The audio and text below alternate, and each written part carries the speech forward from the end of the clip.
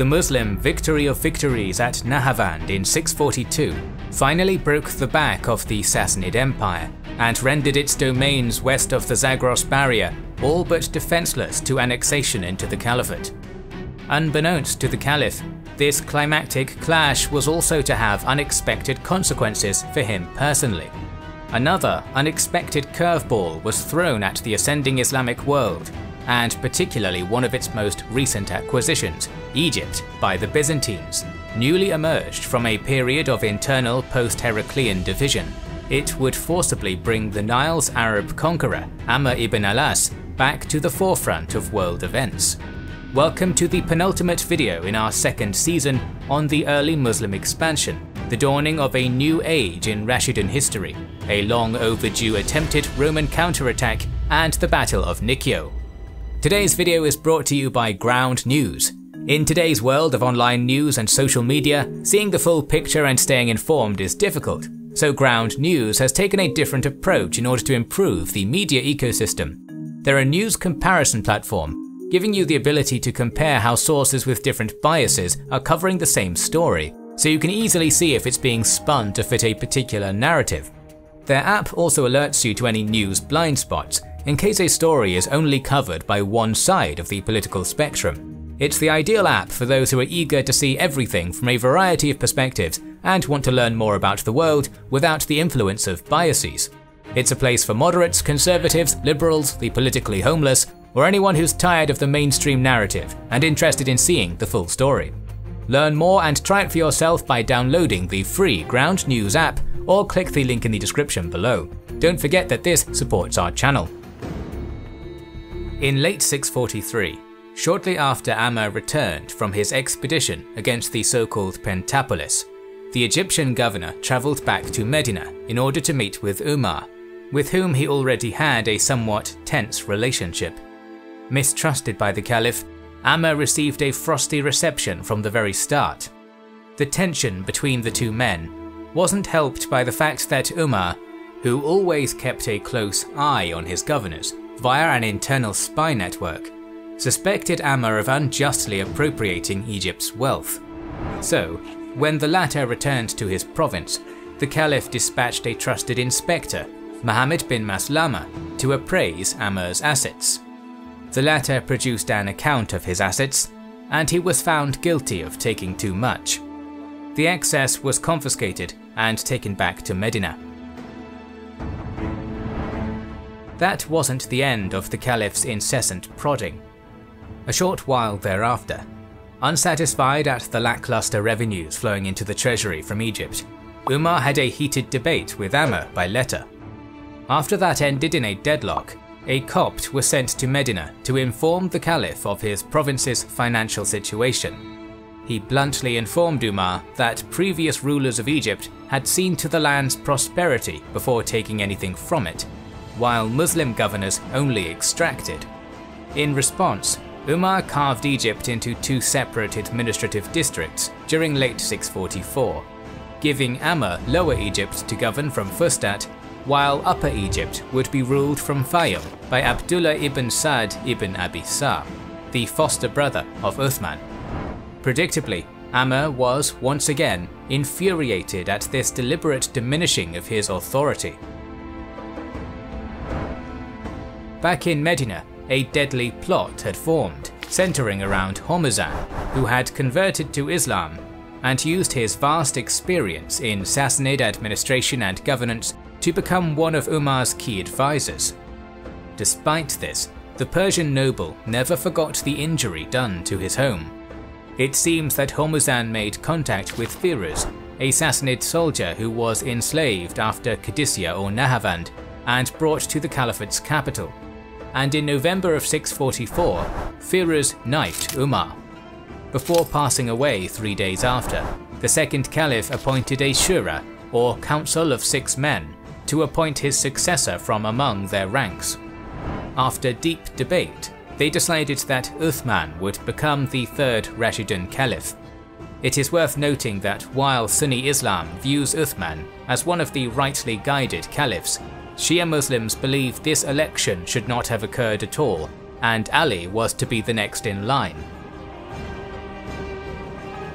Shortly after, Amr ibn al-As visited Uthman in order to lobby for his Upper Egyptian colleague's removal.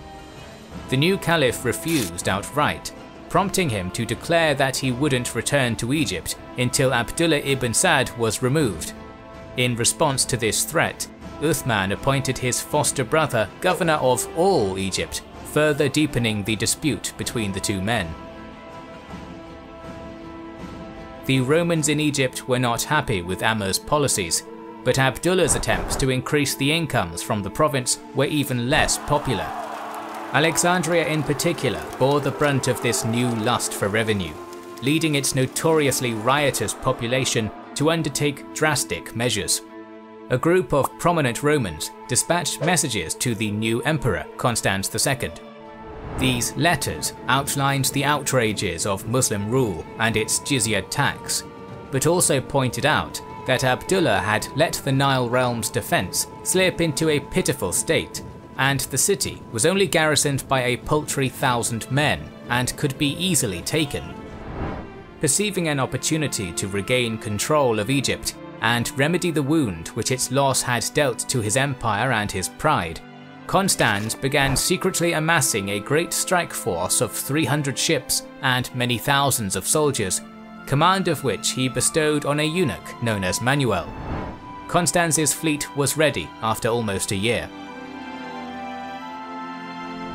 Because the reduced Byzantine Empire was still the dominant naval power in the Mediterranean, the Caliphate having not yet developed any seaborne capacity, there was nothing to stop this fleet from unexpectedly sailing straight into the harbour at Alexandria in early 646.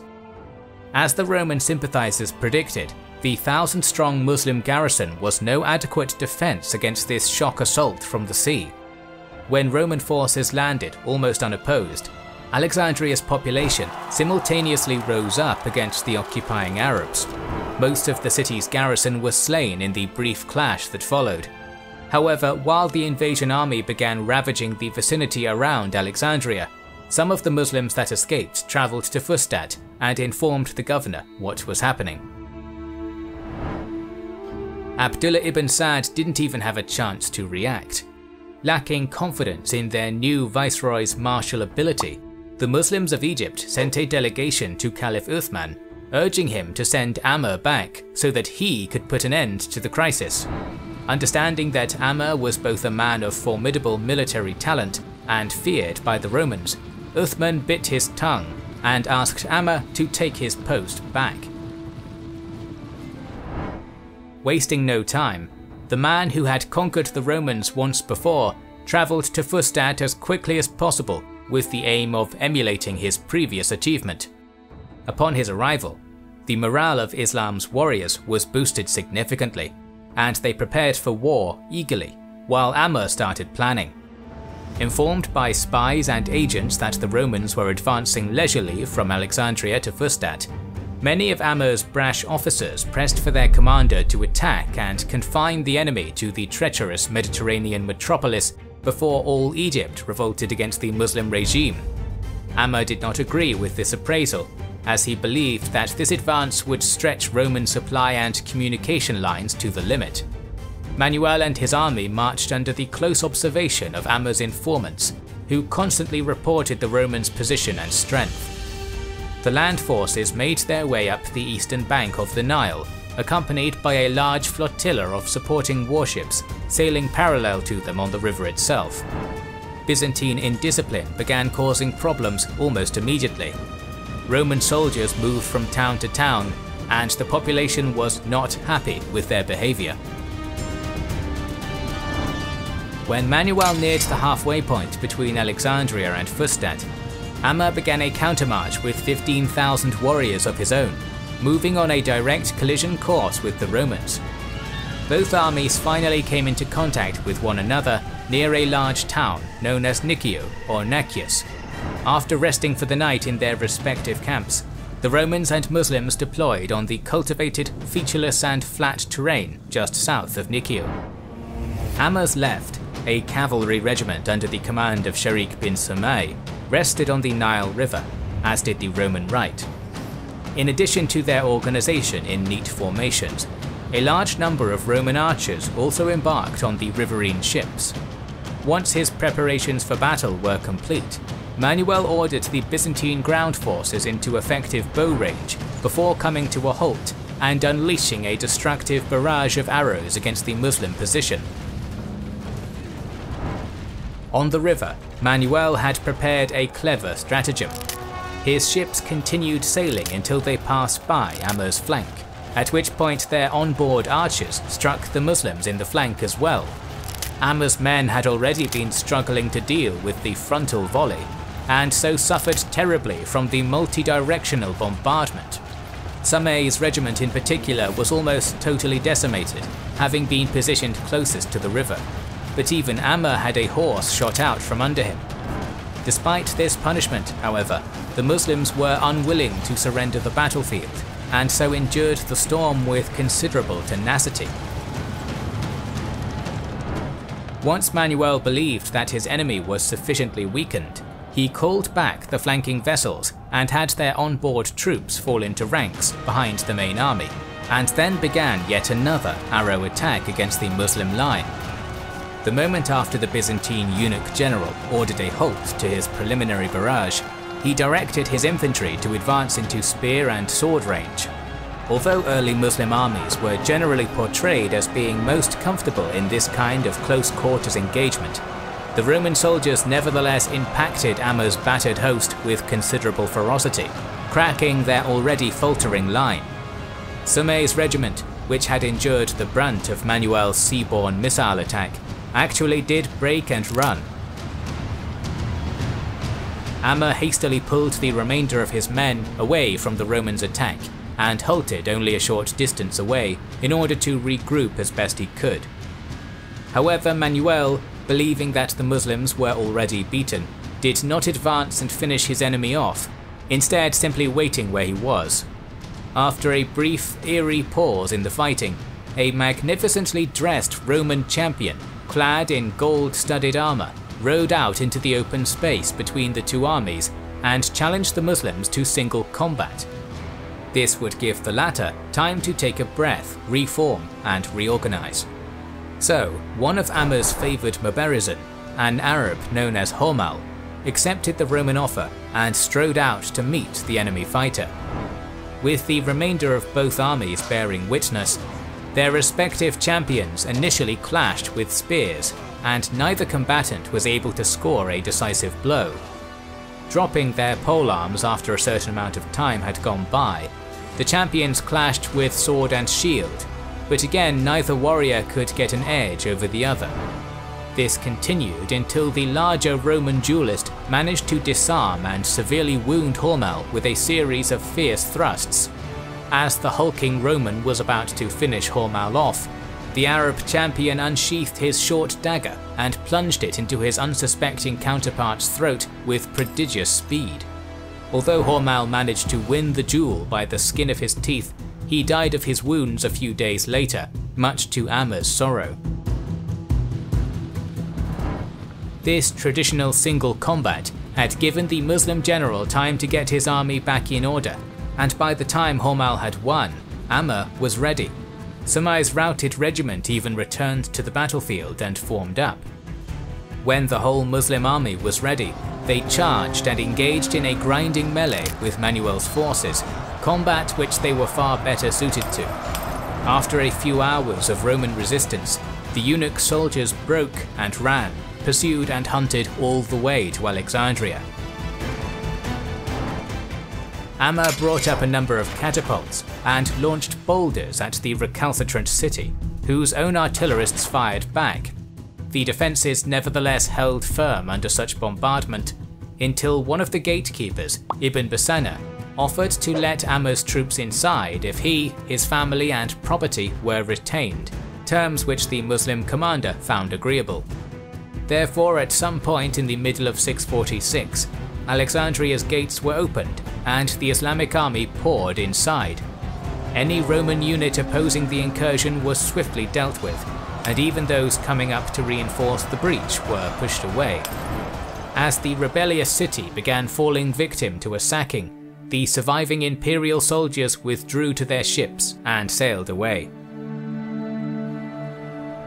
Before the vengeful Arabs could truly wreak havoc on the ancient Mediterranean metropolis and its vanquished inhabitants, an unknown Muslim approached Amr and beseeched him to stop the violence. Although the conqueror of Egypt was by no means a merciful man by nature, his kinsman's words had such an impact that Amr immediately ordered the cessation of hostilities.